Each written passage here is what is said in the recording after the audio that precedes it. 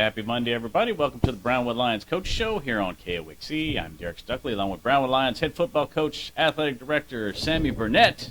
Coach, how was your weekend, sir? It was a good weekend. I got to watch some state championship football, and that's always neat to watch. I wish we were playing in it, but we weren't. But it was enjoyable to watch. So saw some pretty good games and saw some not so very good games. Well, let's start with that since we're mentioning it. Who did you get to see play? What did you think of the games? I got to see Albany. Congratulations to them. They played a great football game. Were successful. Coach Faith got him another state championship. Well-deserving man. A great man's done a lot for his community, and see them be rewarded is pretty neat. Boy, they had some guys. I mean, Coach Jones and I were able to go to the games, and they had some guys that we'd take in a heartbeat. I mean, they had some really, really big kids. So congratulations to them. Got to see Anna in Chapel Hill. Anna was dominant, very big up front.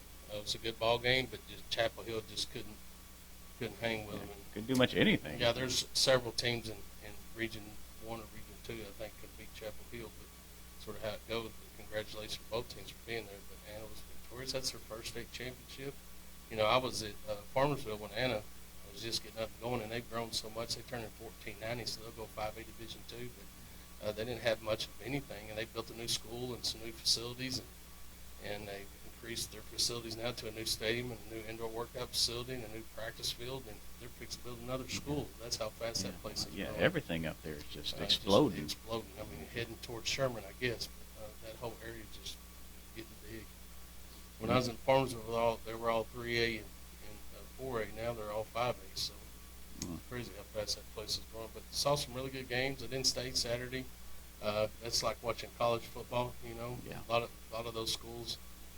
Someone made the comment that 5A and above runs a 4-3 and runs inside zone, and that's what they do because they have that many athletes. And you want to watch some strategic football, watch 4A and below because you're running multiple fronts and different schemes, offensively and defensively, just to try to be successful. So totally two different brands of football. But I don't know if you saw the kid from DeSoto. He's like 6'8", 360 pounds. I saw a picture of him blocking some guy that looked like he was about half his size. It's crazy, and that guy was probably 6 foot. Yeah. You know, it's crazy how big those guys are and how athletic they are and how many of the kids they have. He was half as tall and half as wide as that guy. I saw that same picture, I think. Was it kid in maroon? Mm-hmm. It's crazy how big that kid is. Yeah. But saw some good football in Nature's Grove. 1-1 for the South. Other than that, if you look at the map, it's just a cluster of north and central Texas. Yeah, I think I saw that 10 of the 12 champions came out of Region 2. Yep.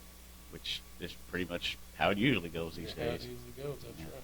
Well, I'm glad that Albany beat Mart. Growing up, Mart was our big rival, and they just beat the dog out of us year after year. So anytime Mart loses, it's a good day for me. They've had some really good teams, and they had a really good team coming in, and a lot of people thought they were going to win. But I'm telling you, Albany has some really good-looking kids right now, and there's a reason why they won a state championship. They're athletic and big and have a great coach and have a great program. I mean, he's been there a long time, and those kids know what to do, and they'll go out and do it. So it was a good game to watch. I think their running back's going to Texas Tech. I think I saw. The Hill kid. Yeah.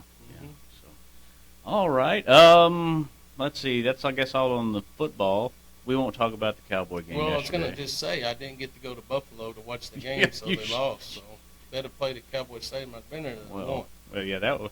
I don't think they went to Buffalo either. I don't think they showed up either. Boy, that was not a good game. Ooh, no. I was busy watching the Texas volleyball team win a national championship. How about that? You know, I hadn't seen them play. Didn't even know they were ranked number 2, but I caught the end of them beating Wisconsin. Mm-hmm. And I thought, oh, that's really cool. They just knocked off number 1. Yeah. And they're playing. Then I was told they're playing in the tournament to win a national championship, and they played Nebraska. And apparently, they treated Nebraska like Buffalo treated the Cowboys. Yeah, that's about as lopsided as a game you'll see in college volleyball. Yeah, so now if we can get the football team to win a national championship, nice. all the Longhorn fans will be happy. I'm for it. All right, well, let's talk a little Brownwood sports. We had some basketball action this past Friday. Yeah, our boys traveled to Abilene, play their game there. They dropped that match against a pretty talented Abilene team. I mean, they were pretty dominant. A lot of things to be learned from that. Of course, you know, our kids are still trying to get acclimated from the transition from football to basketball, so I hope for good things to happen to them. The girls, on the same lines, were dominant over a Springtown team, so they seem to be getting better every game, more consistent every game. So congratulations, Coach Sports, for their victory. And then soccer went to Wiley and scrimmaged Abilene Wiley. Uh, Coach thought she has 3 players out right now that are injured, so she wasn't full force, but she thought the girls played extremely well, playing well together. Very excited about what they're doing. So everything came from her was very positive, and excited about the break that they're going to have. They don't come back until January and play, and having all of her team together, and those 3 girls back from injury, so she'll be fully loaded, and she's excited about that. So hope get to see the boys play pretty soon. They'll come back in January and see what product that we're going to be able to put out on the girls and boys soccer team. For the week, we don't have much going on other than just some basketball games. Our girls will host San Angelo Lakeview tomorrow at 5 o'clock, and our boys will travel to Snyder and play at 4. And then our girls will be on the road Thursday in Bangs. They'll play at 4:30, and our boys will tip off Atlanta on Thursday. So that's all the action we have for the week, just some basketball games. We do have the Holiday Classic coming up the 27th through the 29th, so there'll be basketball in any gym you can find at Brownwood, Texas. So Pretty find much, the gym yes. you want to go to, show up at probably whatever time you want to show up, from 8 o'clock to 7 o'clock at night, and you'll probably see a basketball game. So it's going to be neat to see. It's exciting to see how big the tournament is getting. Looking forward to that, and looking forward to getting back in the spring and kicking off our baseball and softball seasons in January, and then of course track will be kicking off, and we'll be in full swing.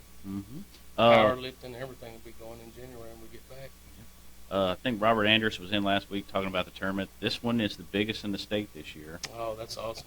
48 teams, I think 93 games. Just kind of talk about the process of how that all comes together. Yeah, it's just a lot of work from our coaches, to be honest, and coordinate with Howard Payne and the city about how we're going to be able to do that, and the things you have to put together, from officials to workers to volunteers to donators. That hospitality, a lot of that stuff's donated or it's provided by parents. Parents bring up food. Several businesses in the community donate food, so it's a total community effort to get that done. Our coaches work extremely hard all year to try to get teams to come and show up and commit to doing that. Hopefully it's going to bring a lot of revenue in, with teams eating breakfast and lunch and supper in Brownwood and staying in hotels and things like that. So it brings revenue to our community. If you have nothing to do and you maybe have some time and want to volunteer, get with Coach Horch or Coach Parker and see if there's something that they may need. If not, come out and support the tournament and show people, around that Brownwood's supported, and come watch what's going to be a phenomenal basketball tournament. But there's a lot of things go into putting a tournament together. Key sponsors and Texas Bank has done that, and just the support that we get just to be able to run the tournament. Just the cost of officials alone is astronomical. I mean, gotta have them. They work in a lot of time. They deserve to be paid. So that's got to be taken care of. And then, like I said, the food is provided for workers and coaches and things like that. And then just having the facilities to house that many teams in Brownwood is important. So there'll be a lot going on. There'll be a lot of people in town. Get to see downtown Brownwood. All the fans that'll come and stay as well to watch their kids play. It's going to be a big deal. It's a lot bigger than just teams coming and playing a basketball game one night. There's a lot of people going to come and stay in our community for a couple of days and bring revenue to our community. So it's a big deal, and we're glad that we're able to do that and be, like you just said, one of the biggest tournaments in the state of Texas. That's a big deal. Talked a little about the basketball teams earlier. Got to watch the girls play Friday night. They're kind of in the situation now where when they're hitting shots, it's a good night, and when they're not, it's not, and it's really kind of not in between. It's either a hot night or a cold night right now. Yeah, just working on being more consistent. That's what Coach Perez talks about. Coach Heather Perez talks about is just being more consistent. I think that comes with time. Watching them practice and watching them play, they're very tenacious. They play great defense. They hustle all over the place. You just got to get those shots to fall. And I think just through more game time experience, that will come. And then if it's not with one or two girls one night, then someone else on the team has to pick up. And one night you may be shooting from the perimeter really well, and the next night you may be having to get in the paint and score buckets that way and make your free throws and all that kind of stuff. But once the girls get more set with what they're doing and understanding what they're doing in the position they're playing, and they get their roster set to where they really feel that they got the best 5 or the best 10 girls going in, and playing, they'll be more successful. But your shooting percentage is very important, and you can tell through the games that they've won and the games they've lost what the difference in the games are. So they know they have the ability to do it. It's just working on getting that skill set right to where they can mesh together and perform. And like I say, a lot of times, look, you can look at football or any other sport, baseball. Sometimes, you look at the baseball, you look at the World Series. What portion of the lineup is leading the team one game, and you look at the next game, and the bottom part of the lineup is leading the team and scoring runs. It just takes a total team effort. So if your perimeter shooters aren't hot on that evening, maybe you need to, make sure you pick them up by scoring in the paint more. So I think, like I said, more consistency, more time spent in game situation, they'll get it resolved and see if they can be more consistent. Yeah, and on the guys' side, before Friday night, they'd won 7 out of 9, so Mm-hmm. they're starting to find their footing. Yeah, absolutely. And you can't take the loss that they took to Abilene. Abilene's very, very Mm-hmm. athletic. Got a very good basketball team, good program, and they were just dominant. We came out slow, and they took the lead, and we never could recover from that. But with the boys right now, like I said, the inconsistency coming just from the fact that they're just still trying to find their place, trying to find their position, trying to, me talking to a couple of kids, it's just learning, getting the touch. That 2-foot, 3-foot shot touch compared to a 15-foot touch is different, and they're just trying to work themselves into getting in basketball shape and getting in the position that they want to where they're maximizing their skills. Of course, Christmas break is almost here. Anything else going on in the sports world for Brownwood High School? Not that I know of, other than the basketball and the basketball tournament. Soccer will be off, and then of course we'll have a break until the 9th. When we come back, there's a lot of things that are going to change. Some things that we're working on. We met early this morning with head coaches about designing, the new dressing rooms and things like that. Starting to work on that phase of the bond, putting those together, trying to get ideas from all the head coaches and what they want in locker rooms and coaches' offices and training rooms and dressing facilities and all that kind of stuff. Where we do that, how we do that.